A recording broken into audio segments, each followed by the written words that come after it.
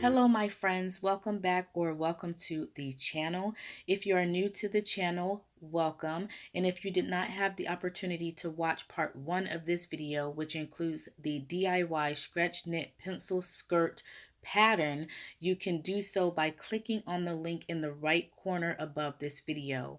I listed the materials needed for this project in the intro of this video, so you can go ahead and take a look at that list before you watch the rest of the video. For this project, I am using a simple black tricot lining. It will be sewn exactly in the same manner as the main fabric. So if you have a lining that you wish to use, you can follow along in this video to see how to attach the lining to your pencil skirt. If not, it's okay because the lining is not needed. It's just something that I like to wear when I'm wearing crepe fabrics because I don't like the texture against my skin. I will show you 2 ways in which you can finish the top of your skirt, which includes using either a waistband or an elastic for your band at the top of your skirt.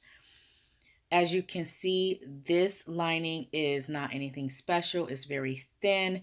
I purchased it from Hobby Lobby and I think it was like $2 a yard after the coupon. So you don't have to get anything special for this project.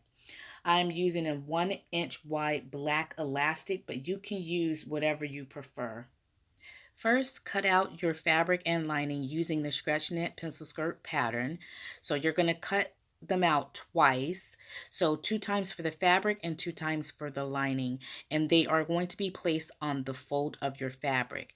Afterwards, you're going to take your front and your back pieces and pin them together with right size facing and take them to the machine and sew them at 5/8 of an inch seam allowance. You're going to do this for your fabric, so the main body of your skirt, as well as the lining.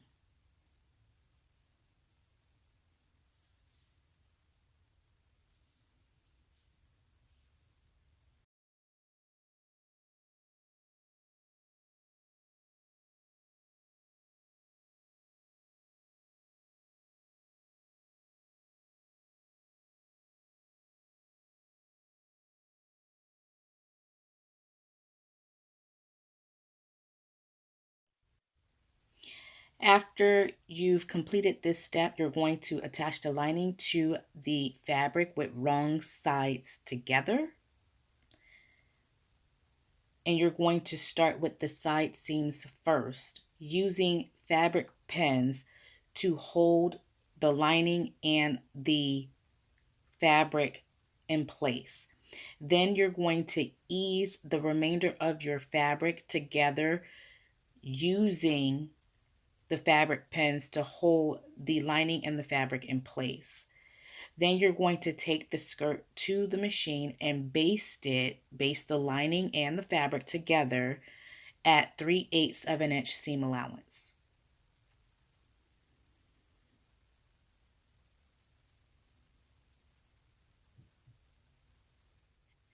You can finish the top and bottom of the skirt, both the lining and the fabric, with the serger. However, it is not necessary. I happen to love when everything is serged, so I generally put everything in a serger. But you definitely don't have to do this. Then you are going to attach the lining and the fabric together at the bottom of the skirt, using a hand needle and a few stitches to tack it in place.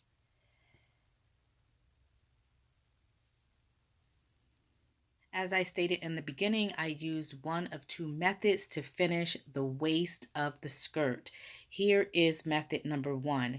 Using a 1-inch elastic band, I take the elastic and I wrap it around the waist so that it is snug, not tight, to get an idea of how much elastic I need for the top of the skirt. I then take that piece of elastic and sew the ends together, overlapping the ends and using a zigzag stitch to sew it in place.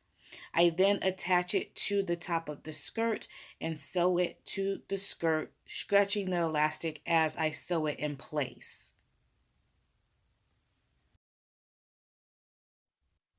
The elastic is turned inward and then sewn in place.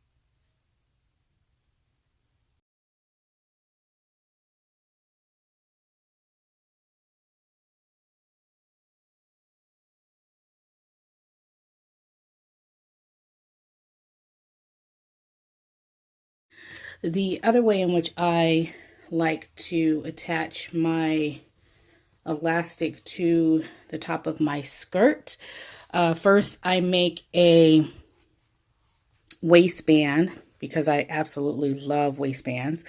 So again, the waistband is the measurement of my waist, and depending on what kind of fabric I'm using, I will also include seam allowance into that. This one here, I did include the seam allowance. So you're going to cut out 2 pieces of a long rectangle like this. And once you cut out 2 pieces, make sure that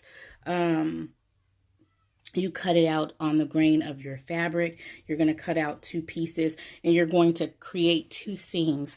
So these are going to be the side seams here, and the center of the waistband is going to be the front and the back.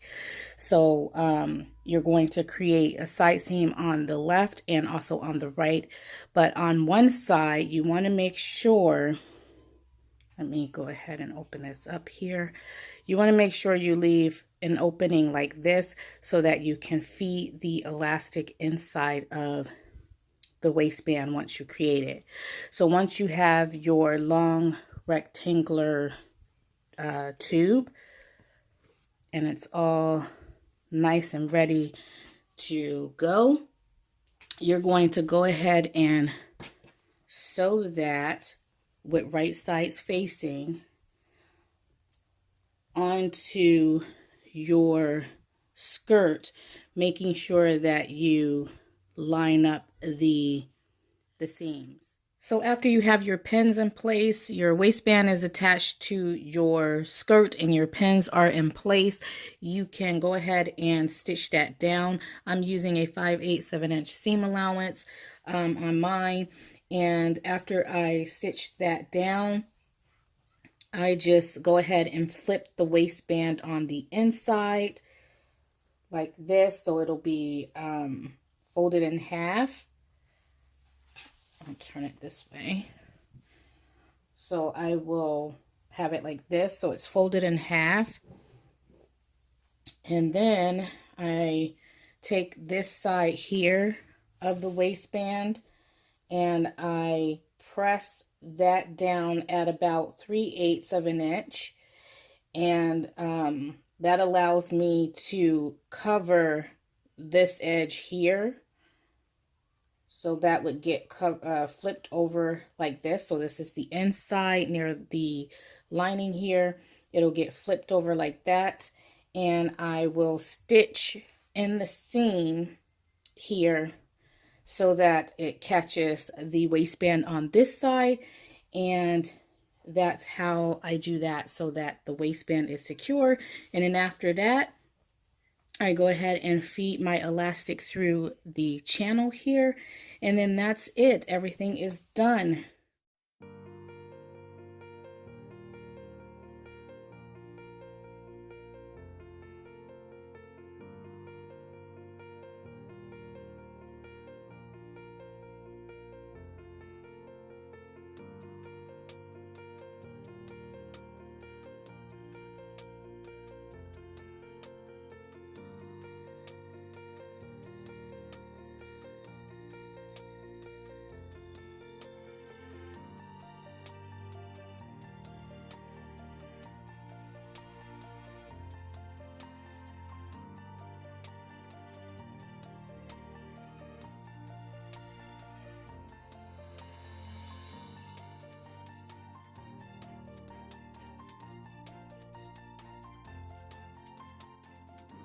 Okay, my friends, that concludes this two-part video of the Stretch Knit Pencil Skirt tutorial. If you have any questions, please make sure you leave them in the comment section below. And if you found this video helpful, please make sure you give it a big thumbs up because it really helps me out. And also, if you're not a subscriber yet, what are you waiting for? Push that red subscribe button and also the notification bell so that you can receive notifications of all the videos that I post on my channel. Here is my finished garment. I hope your project turns out just as lovely as mine did. I had fun making this tutorial, and I hope to see you all soon. And until next time, stay creative.